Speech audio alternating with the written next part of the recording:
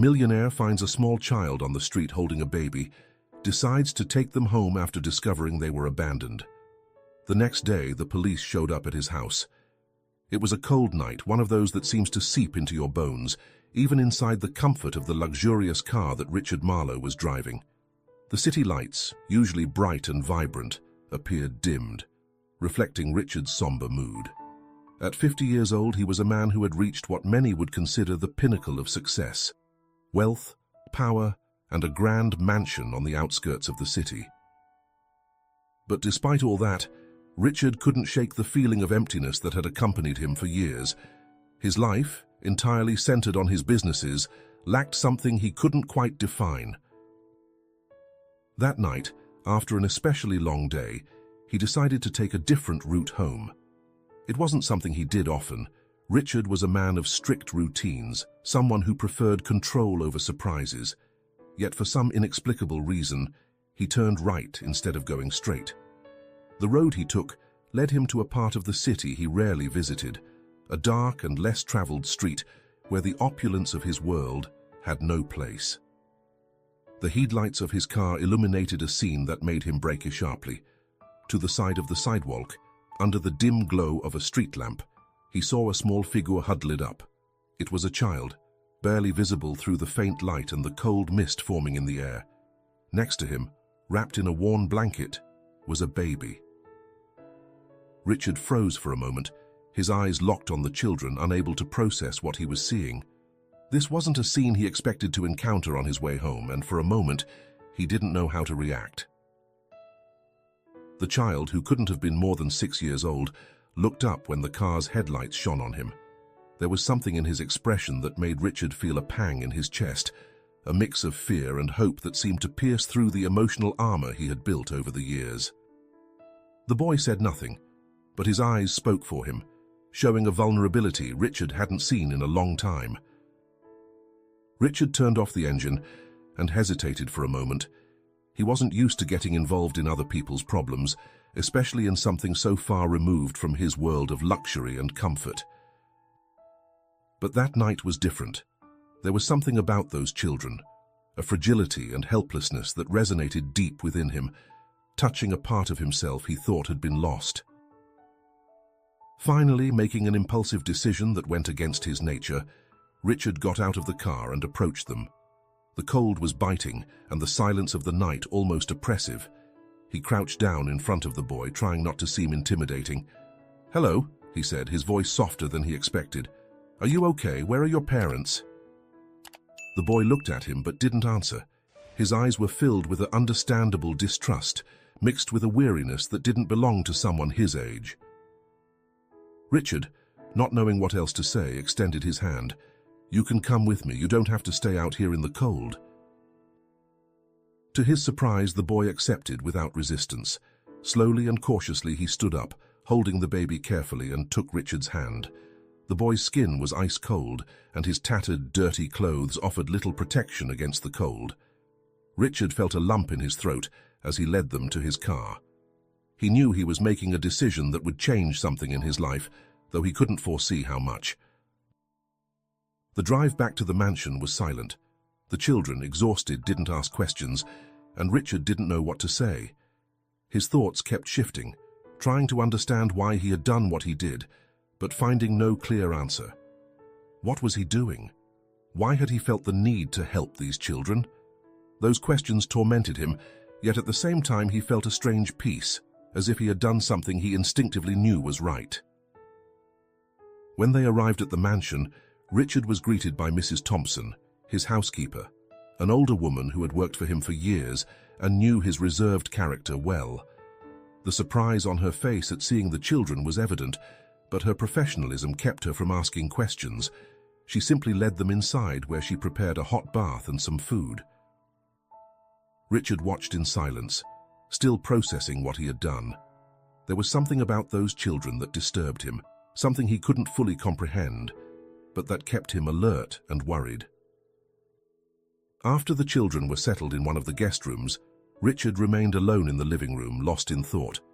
The house, which had always been a refuge of silence and solitude, felt different that night. He couldn't sleep. His mind kept returning to what he had seen on the street, to the boy's gaze and the weight of the decision he had made. He knew this wasn't something temporary, that by bringing those children into his home, he had taken on a responsibility he couldn't simply ignore. At that moment, for the first time in years, Richard felt that his life was about to change in an irrevocable way. The walls he had built around his heart were beginning to crack, and though he didn't fully understand it yet, he knew that those children had come into his life for a reason that time would reveal. And so, as the mansion slept, Richard remained in the darkness of his living room, contemplating the beginning of what would become the most important journey of his life. Dawn slowly crept into the Marlowe mansion, painting the walls with a soft golden light. Richard, however, hadn't been able to sleep. He had spent the night in the living room, restless, with thoughts swirling that gave him no rest. His life, which until that moment had been so controlled, so predictable, now seemed to be thrown into emotional chaos that he didn't know how to handle. There was something about those children, something that awakened emotions in him that he had buried long ago. As he rose from the sofa and walked upstairs, the silence of the house felt overwhelming. He had decided to bring those children into his home, but he had no idea how to proceed from there. He, a man accustomed to solving complex problems in the business world, found himself lost in the simple task of caring for two small children. As he approached the door of the guest room, he heard a soft murmur, almost a whisper. He carefully opened the door and saw Tommy, the 6-year-old, sitting on the bed next to the baby. Although it was barely dawn, Tommy was already awake, looking at the baby with a tenderness and concern that moved Richard. It seemed that, despite his young age, Tommy had assumed the role of protector, as if he understood that his little brother depended entirely on him. Richard stood in the doorway, watching silently. There was something in the way Tommy cared for the baby that seemed familiar, as if he were seeing a reflection of himself, though in a much younger and more innocent version. He remembered his own childhood, a time he had buried under layers of success and wealth, but that now, seeing Tommy, resurfaced with unexpected intensity. The sound of light footsteps pulled him out of his thoughts. Mrs. Thompson, always punctual and efficient, was approaching down the hallway, carrying a tray with breakfast. Seeing Richard at the door, her expression shifted to a mix of surprise and concern. She knew her boss well enough to realize that this wasn't something he had planned, and that the situation affected him more than he was willing to admit. "Good morning, Mr. Marlowe," she said softly, so as not to wake the baby who had fallen asleep in Tommy's arms. "I've prepared some breakfast for the children. Would you like to come to the dining room?" Richard nodded, still looking at Tommy. "Thank you, Mrs. Thompson, although I'm not sure if the children are ready to leave the room." Mrs. Thompson smiled kindly. "Don't worry, sir. Children are stronger than they seem. They just need a little time to adjust. If you allow me, I can help Tommy carry the baby to the dining room." Richard stepped back, allowing Mrs. Thompson to enter the room. He watched as, with infinite patience and a natural gentleness, she helped Tommy get up from the bed and guided him toward the dining room, carefully holding the baby. Despite his usual emotional distance, Richard felt a pang of gratitude toward his housekeeper. He knew that without her, he would be completely lost in this situation. Breakfast passed in a strange but not uncomfortable silence. Tommy ate quietly, casting furtive glances at Richard, as if trying to figure out what kind of person he was. Richard, on his part, observed him with a mix of curiosity and confusion. There was something about the boy that intrigued him, something beyond the obvious vulnerability. Tommy was reserved, but his eyes spoke of a life experience that didn't match his age. After breakfast, Richard felt the need to do something, anything, to better understand the children now under his roof. He decided that the best way to start would be to talk to Tommy, try to learn more about his situation. However, when he approached the boy and asked about his family, about how he had ended up on that street the previous night, Tommy immediately shut down. He lowered his gaze, avoiding eye contact, and merely shrugged. Richard didn't press further.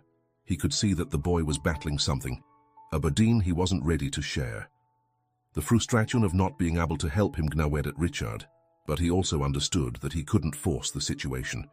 He would have to earn Tommy's trust, and that would require time and patience, two things Richard wasn't accustomed to dealing with in his daily life. Throughout the day, Richard continued to observe Tommy, searching for signs, some clue that might give him an idea of how to act. The boy was surprisingly self-sufficient for his age, something that worried and amazed Richard in equal measure. Instead of playing or seeking attention, Tommy focused solely on caring for the baby. He changed the baby's diapers with a skill that clearly showed it wasn't his first time, and he fed the baby with the bottle Mrs. Thompson had prepared, without showing any signs of impatience or fatigue.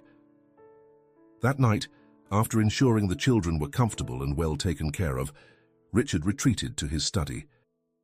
The house was quiet, but his mind was far from calm.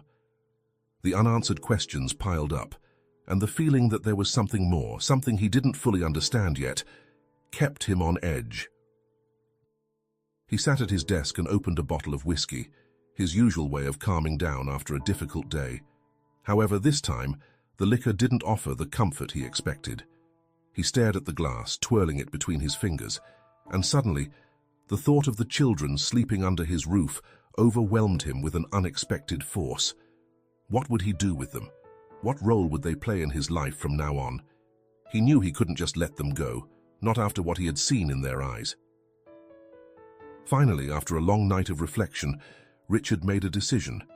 He didn't know how or why, but he was determined to care for those children. There was something about them that made him feel responsible, something that awakened in him a protective instinct he didn't know he had. It would be difficult, he knew, but he also understood that this was something he had to do, not just for the children, but also for himself. With that resolve, Richard went to bed, knowing that, although the road ahead would be challenging, he was ready to face it. He didn't have all the answers, but for the first time in years, he felt he was doing something meaningful, something that truly mattered. As he drifted into sleep, the image of Tommy caring for the baby came to mind, and he knew this was just the beginning of a profound change in his life. The next morning began with an unusual stillness in the Marlowe mansion. Richard, who had slept little and poorly, woke up with a sense of unease he couldn't fully explain. As he descended the stairs, he was greeted by the aroma of the breakfast Mrs. Thompson had prepared, but the atmosphere in the house felt heavy, laden with an invisible tension. Tommy was sitting at the table, feeding the baby with the same skill he had shown the day before. Richard watched them for a moment from the dining room door, feeling a mix of admiration and concern. He knew he needed to find a way to get to the bottom of the children's story, but he didn't want to pressure Tommy, not until he had earned more of his trust. However, the morning's silence was abruptly interrupted by a loud knock at the front door. Mrs. Thompson, who was serving breakfast, froze, her eyes meeting Richard's, reflecting the same surprise and concern. Richard felt a chill run down his spine as he walked toward the door. When he opened it, he found himself face to face with several police officers. Standing in front was a middle-aged man with a stern expression and a posture that radiated authority.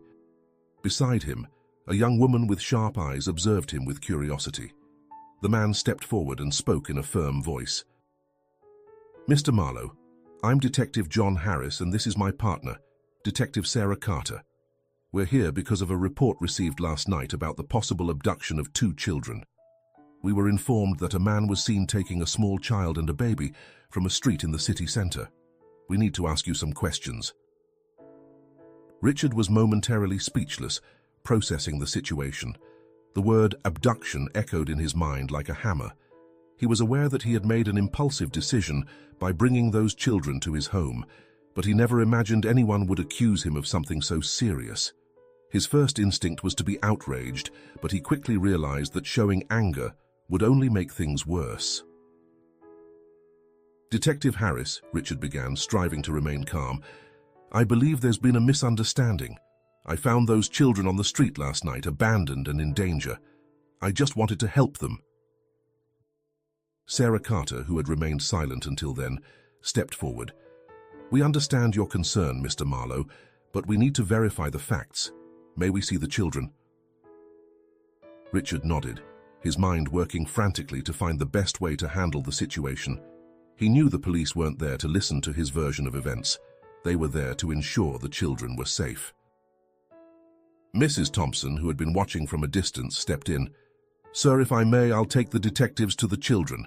They're fine, I assure you. Mr. Marlowe only tried to do the right thing."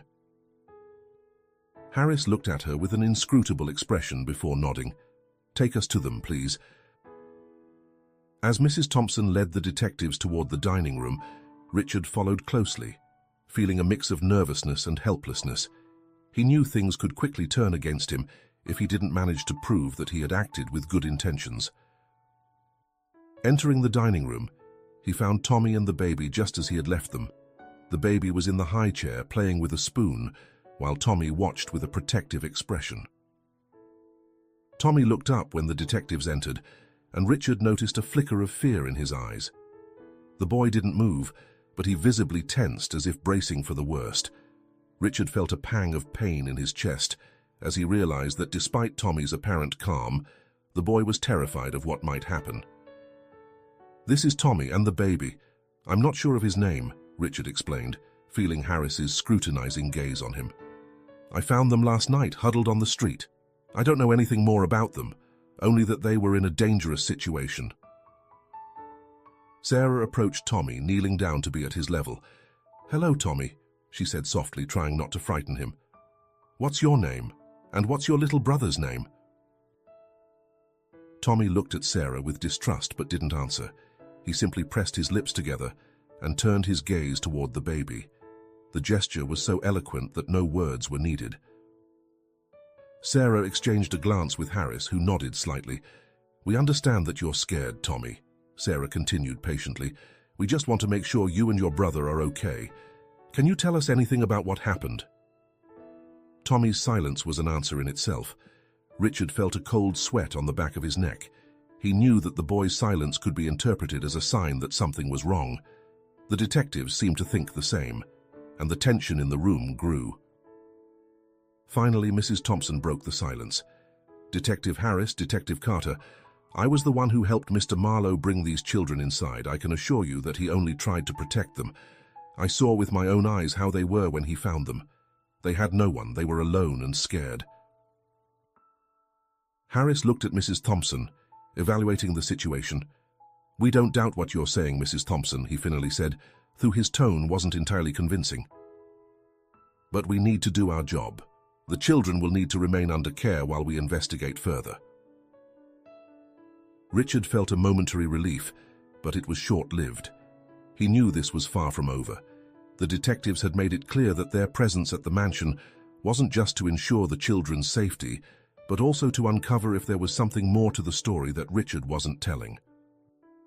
"Could the children stay here while you investigate?" Richard asked, trying to maintain his composure. "I don't want them to go through any more stress." Harris considered this for a moment before responding. "For now, yes, but you must understand this isn't a final resolution. We will continue investigating."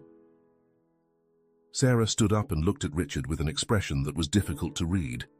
"Mr. Marlowe, this is an unusual case. We appreciate your cooperation, but there are still many unanswered questions. We'll be in touch." Richard nodded, knowing that his life, already disrupted by the arrival of the children, was about to become even more complicated. The police weren't going to let this go, and every move he made would be watched and scrutinized. As the detectives left, Richard stood at the door watching as the police cars drove down the long driveway. He felt a knot in his stomach. He had done what he believed was right, but now he was trapped in a situation that could spiral out of control at any moment. Returning inside, he found Tommy sitting in the same spot, watching the baby. Richard approached and sat down beside him, feeling an urgent need to connect with the boy, to make him understand that he was there to help. "I won't let them hurt you," he said quietly, more to himself than to Tommy. "We'll find a way through this, I promise." Tommy didn't respond, but the tension in his shoulders seemed to ease slightly. Richard knew in that moment that the promise he had just made wasn't only for Tommy, but also for himself. And somehow, he would have to find a way to keep it, no matter how difficult the road ahead might be. The following days at the Marlowe mansion were marked by a heavy and uncertain atmosphere. Richard tried to maintain a facade of calm, but inside his mind was in constant turmoil.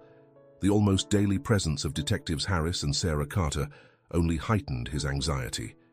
He knew his life was under constant scrutiny, and every question they asked, every detail they investigated, brought them closer to a truth he would rather keep hidden. Tommy, for his part, remained as reserved as ever. Although Richard tried to get closer to the boy, his efforts seemed to bounce off an invisible barrier.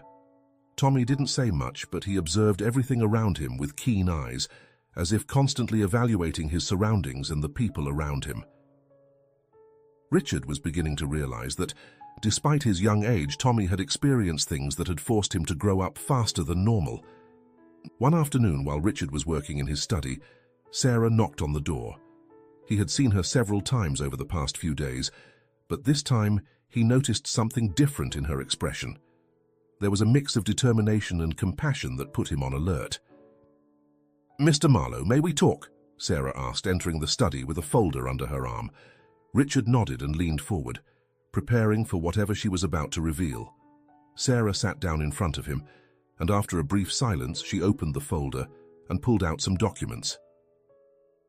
"We've been investigating the children's past, but we've also reviewed your history, Mr. Marlowe," Sarah began, her voice firm but not accusatory. "And we've found something I believe you need to know." Richard felt a knot in his stomach. He knew this moment would come sooner or later, but he wasn't prepared to face it. "What did you find?" he asked, trying to keep his voice steady. "Years ago, you were involved in a fierce business competition with a man named Victor Hargrove," Sarah continued, wasting no time. "We know that competition ended disastrously for him. Hargrove lost everything: his company, his fortune, and his family. He disappeared off the radar after that, and we've discovered that he spent some time abroad before secretly returning to the country." Richard closed his eyes for a moment, letting the name resonate in his mind. Hargrove. It was a name he hadn't spoken in years, but one that had left an indelible mark on his life. The competition with Hargrove had been brutal. Richard had used every trick in the book to destroy his rival and secure his own success. At the time, he hadn't stopped to think about the personal consequences for Hargrove, but now, all of it was coming back to him with unsettling clarity. "Are you suggesting these children are connected to Hargrove?" Richard asked, opening his eyes and fixing them on Sarah. "We can't say for certain, but there are too many coincidences to ignore," Sarah replied. "Hargrove didn't disappear completely, Mr. Marlowe. He reinvented himself under a false name, and according to our investigations, he's been watching your movements for years, waiting for the right moment to—" Sarah paused, choosing her words carefully. Richard looked at her intently, understanding what she was implying. "To get revenge," he finished. Sarah nodded slowly. "It's a possibility we can't rule out. The children could be part of that plan." The impact of those words hit Richard like a ton of bricks. He stood up from his chair and began pacing the study, trying to process the magnitude of what he had just discovered. Hargrove, a man he had mercilessly destroyed, had returned to make him pay the price.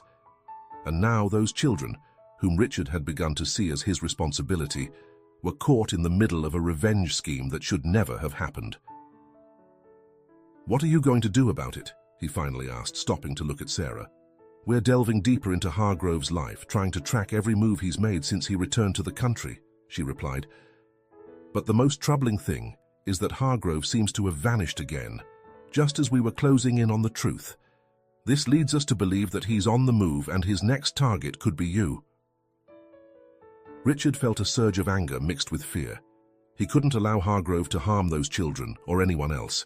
He had spent too long ignoring the consequences of his actions, but now reality had caught up with him in the most brutal way possible. "Tommy knows something," Richard said, more to himself than to Sarah. "I see it in his eyes. He's keeping a secret, and I think it has to do with Hargrove." Sarah nodded, but her expression grew serious. "That's likely, but we can't push him too hard. The boy has already been through so much. We need his trust to get to the truth, not his fear." Richard knew she was right, but he also knew that time wasn't on their side. If Hargrove was really behind all this, he could make his move at any moment. Richard needed to protect those children, and to do that he would have to uncover the truth, no matter how painful it was.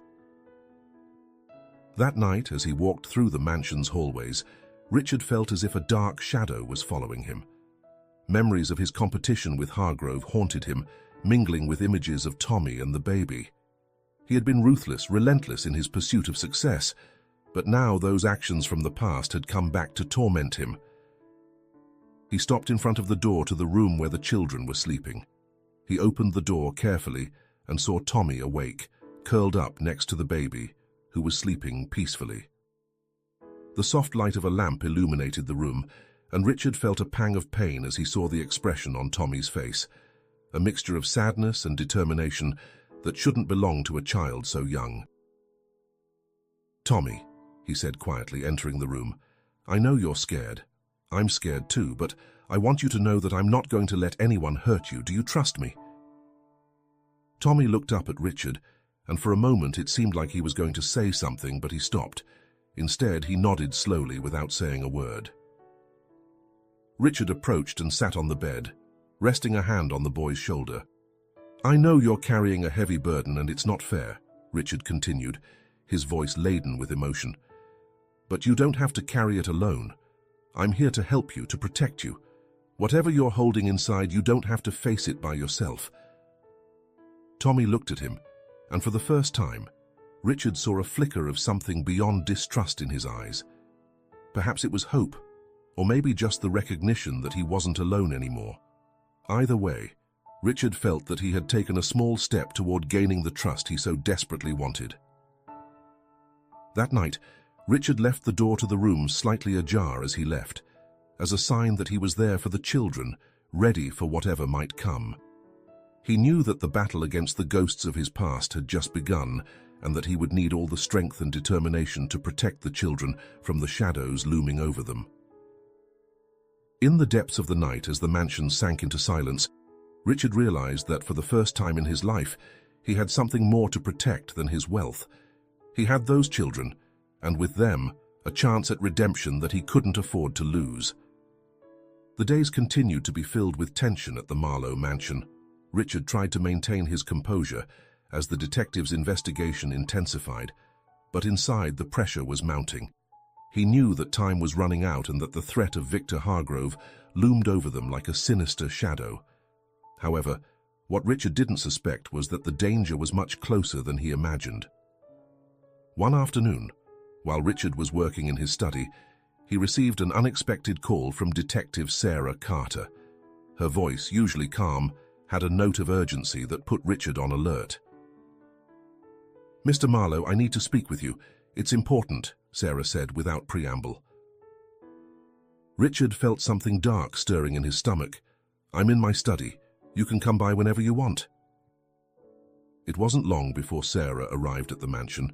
Her expression was grave, and Richard immediately knew that things had taken an unexpected turn. He invited her to sit, but she remained standing, as if the situation was too urgent to allow for comfort. "We've found something," Sarah began, looking Richard directly in the eyes. "Something I didn't expect, but it explains a lot." Richard remained silent, waiting for her to continue. "During our investigation, we've been monitoring the movements of everyone in the mansion, not just yours," she explained. "A couple of days ago, we noticed that Mrs. Thompson, your housekeeper, has been acting suspiciously. This morning we found conclusive evidence that leads us to believe she has been in contact with Victor Hargrove for some time." Sarah's words hit Richard like a ton of bricks. Mrs. Thompson, the woman he had trusted for years, was betraying him. It felt as if the ground was crumbling beneath his feet. "What kind of evidence?" he managed to ask, his voice tense. Sarah pulled out a small recording device and placed it on the desk. "We intercepted a phone call between Mrs. Thompson and someone we believe is Hargrove. The conversation reveals that she has been providing information about you and the children. Hargrove manipulated her using an old debt she had, threatening her with consequences if she didn't cooperate."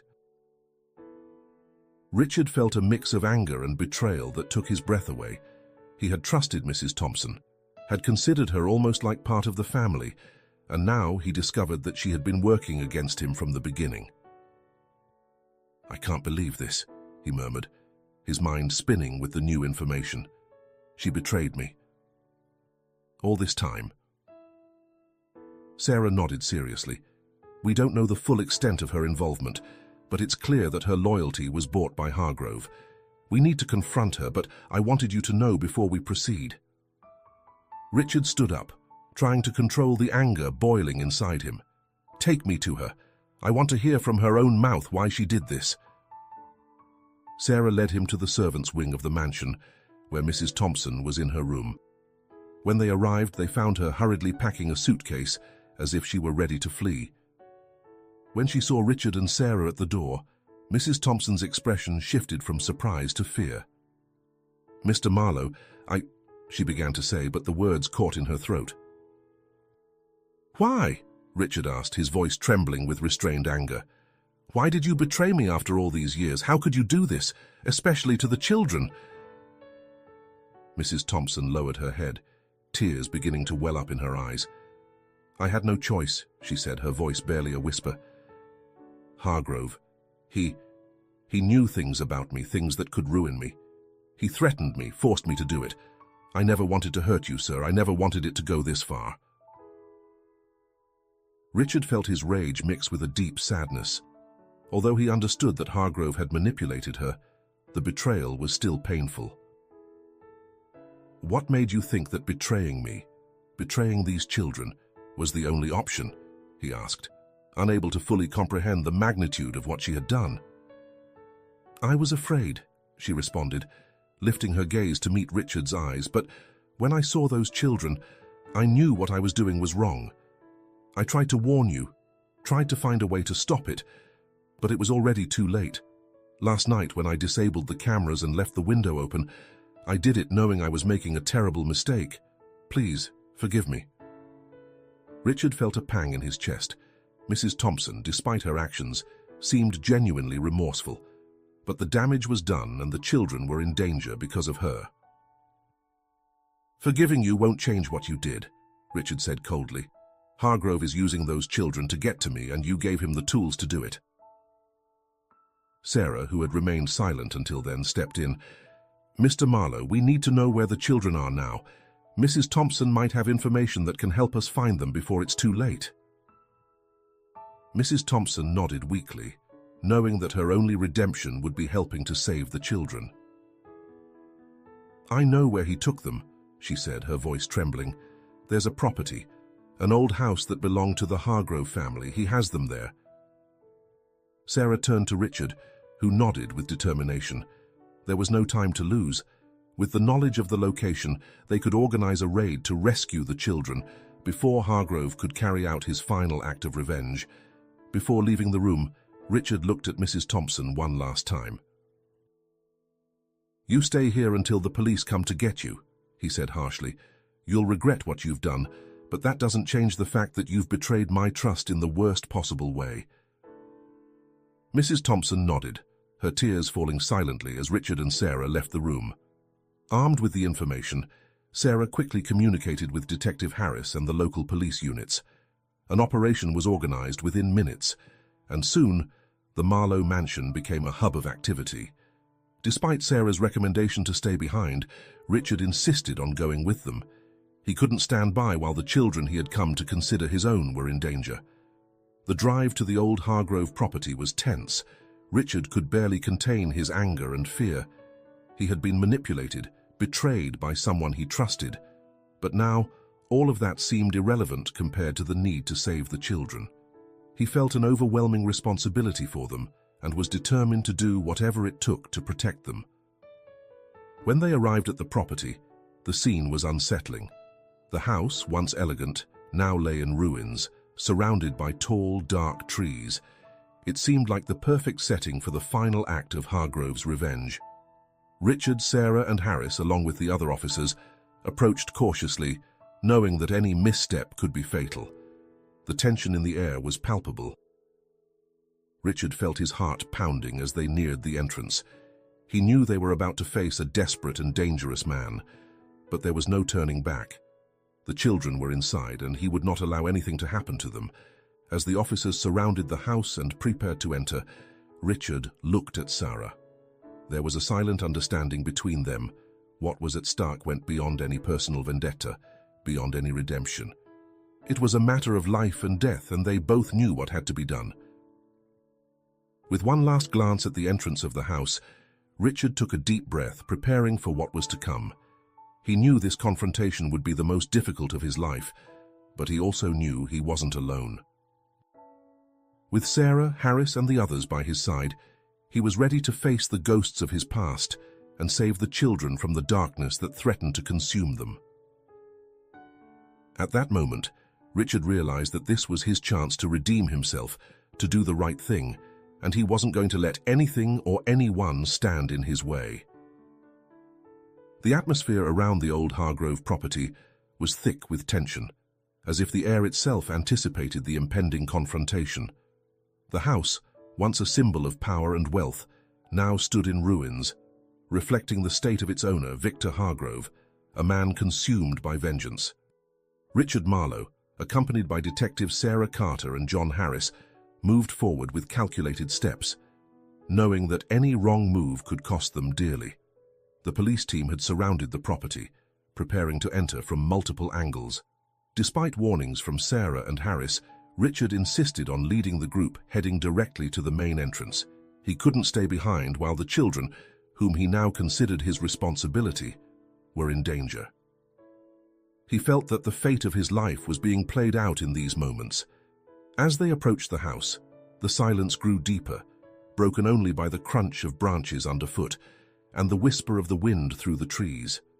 Richard could feel the adrenaline beginning to take over his body, sharpening his senses and preparing him for what was to come. "Remember, we must proceed with caution," Harris whispered, motioning for the officers to take their positions. "Hargrove is a dangerous man, and we don't know how desperate he might be." Richard nodded, keeping his eyes fixed on the front door. He knew time wasn't on their side. Every passing second increased the risk to the children, and the thought of something happening to them tormented him. Finally, Harris gave the signal, and the team moved toward the entrance. Richard, alongside Sarah, forced the door, which gave way with a sinister creak. Inside, the house was dark and gloomy, the furniture covered in dust and the windows sealed, letting in only a faint ray of light. Everything in that place spoke of abandonment and despair, reflecting the soul of its owner. As they moved through the main hallway, Richard heard a noise coming from one of the side rooms. He signaled to Sarah, and together they headed toward the source of the sound, remaining alert to any movement. When they opened the door, they found an almost empty room, except for an old broken-down crib in the corner. Richard's heart stopped for a moment, fearing the worst, but the crib was empty. "The children must be in another part of the house," Sarah murmured, her face tense with worry. They continued moving forward, searching each room with growing desperation. Finally, they reached a door at the end of the hallway, from which a faint glow emanated. Richard felt a knot in his stomach, knowing that behind that door lay the confrontation he had been dreading and anticipating. Without waiting any longer, Harris gave the signal and the door was forced open. Inside the room, under the dim light of a lamp, sat Victor Hargrove, in a chair beside a table.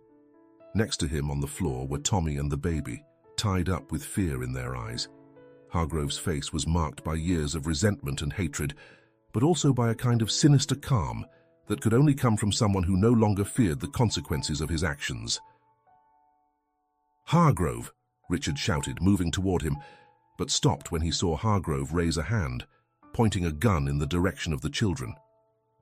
"Don't take another step, Marlowe," Hargrove said, his voice cold as ice. "You've finally come to face the consequences of your actions."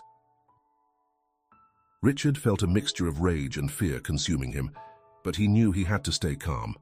Any wrong move could endanger the children. "You don't have to do this, Hargrove. What happened in the past, I regret it, but it's not these children you should punish." Hargrove let out a bitter laugh, as if Richard's words were a cruel joke. You regret what you did.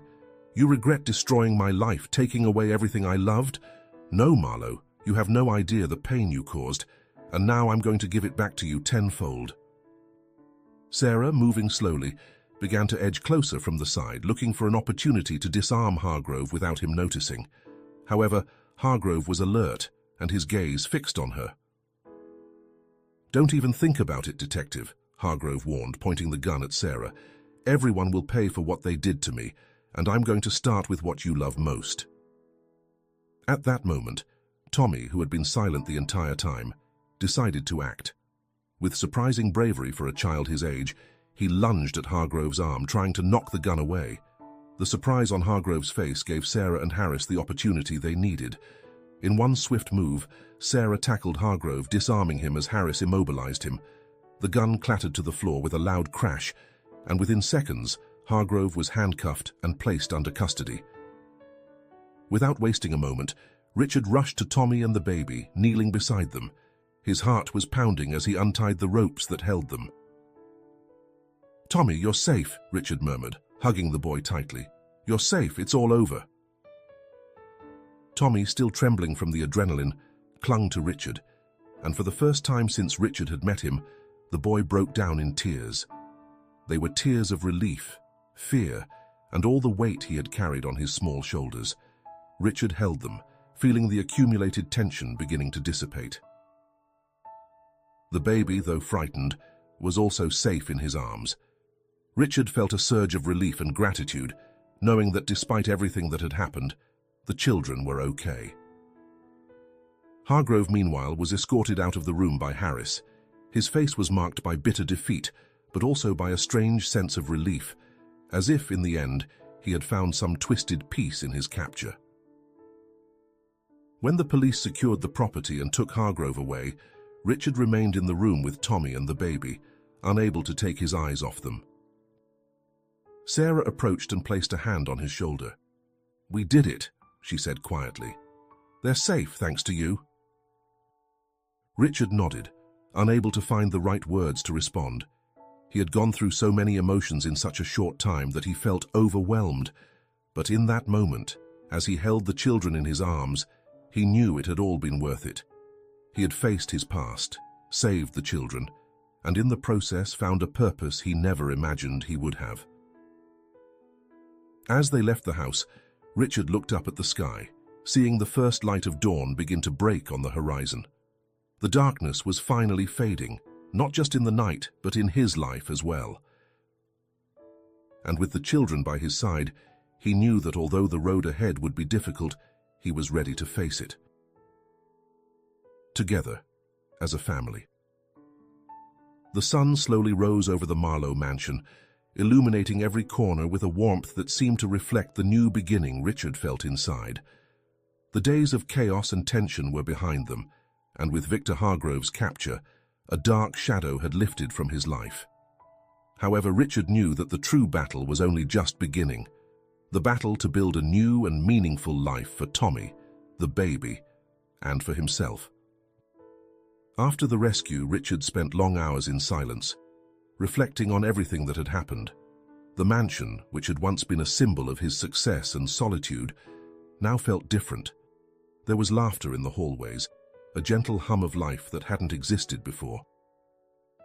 Tommy and the baby, whom he now called Lucas, were beginning to adjust, and Richard found himself surprised by the deep affection he had developed for them. That morning, as they had breakfast together in the large kitchen, Richard watched the children with a sense of wonder.